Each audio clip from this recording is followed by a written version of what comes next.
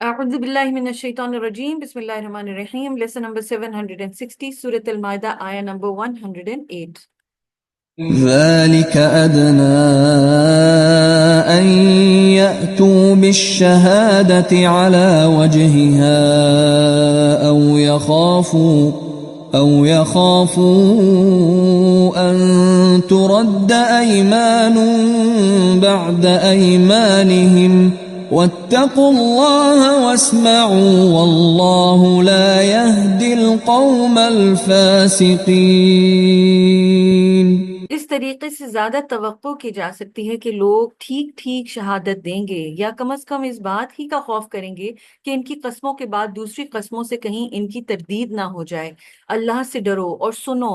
اللہ نافرمانی کرنے والوں کو اپنی رہنمائی سے محروم کر دیتا ہے۔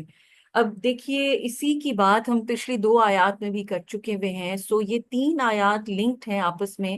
اور بات وہی ہو رہی ہے کنٹینویشن میں کہ جس کے اندر ایک شخص جو کہ سفر پہ جا رہا ہے اور وہاں پر اس کی طبیعت خراب ہے یا اس کو لگ رہا ہے کہ اب اس کی موت واقع ہو جائے گی، اور وہ دو لوگوں کو جو وہاں کے صاحب عدل انصاف والے جن کی گواہی قبول کی جاتی ہے، سٹینڈنگ والے لوگوں کو گواہ رکھتا ہے، اور پھر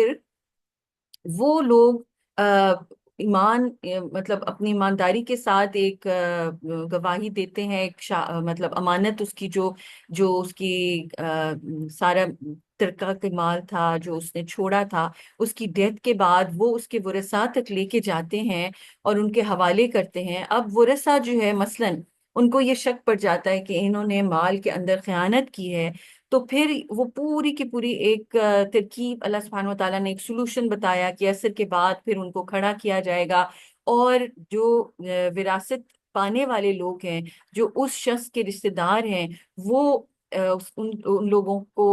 کاؤنٹر کریں گے، ان کو ان سے پوچھیں گے، اور وہ دو لوگ جو ہیں وہ گواہی دیں گے اور پھر کہیں گے کہ بھئی اگر ہم لوگوں کی غلط ہے گواہی تو پھر اس میں ہمارے اوپر اللہ کا عذاب آئے، اور پھر یہ لوگ جو ہیں جب ان کو شک ہوگا کہ انہوں نے امانت میں خیانت کی ہے تو وہ اس کے اگینسٹ گواہی دیں گے۔ اور یہ کیوں کیا گیا سارا کچھ، یہ اس آیت میں جواب دیا گیا ہے کہ یہ اس لیے کیا جا رہا ہے کہ توقع کی جا سکتی ہے کہ اس سے لوگ ٹھیک شہادت دیں گے، ٹھیک گواہی دیں گے، جب یہ پوری ایک طریقہ پتا ہوگا لوگوں کو، ان کو فیئر ہوگا، ان کو ڈر ہوگا کہ جب قرآن میں یہ لکھ دیا گیا ہے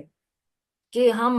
اگر غلط گواہی دیں گے، امانت میں خیانت کریں گے، تو پھر ان کو یہ ڈر ہونا چاہیے، خوف ہونا چاہیے کہ کوئی بھی دوبارہ ان کی قسموں کا اعتبار نہیں کرے گا، ان کی گواہی کا اعتبار نہیں کرے گا، ان کو معاشرے سے رد کر دیا جائے گا، ان کی جو ہے وہ کوئی بات قبول نہیں کی جائے گی، ان کی سٹینڈنگ ختم ہو جائے گی، ان کی عزت ختم ہو جائے گی۔ اور پھر سب سے بڑی بات یہ کہ اللہ سبحانہ و تعالیٰ پھر گائیڈنس نہیں دیتا ایسے فسق اور فجور والے لوگوں کو جو امانت میں خیانت کرتے ہیں، اللہ تعالیٰ پھر ان کو صحیح راستے کی طرف ہدایت نہیں دیتا۔ جو لوگ کرپشن کرنے والے ہیں، یہ ایک بڑا زبردست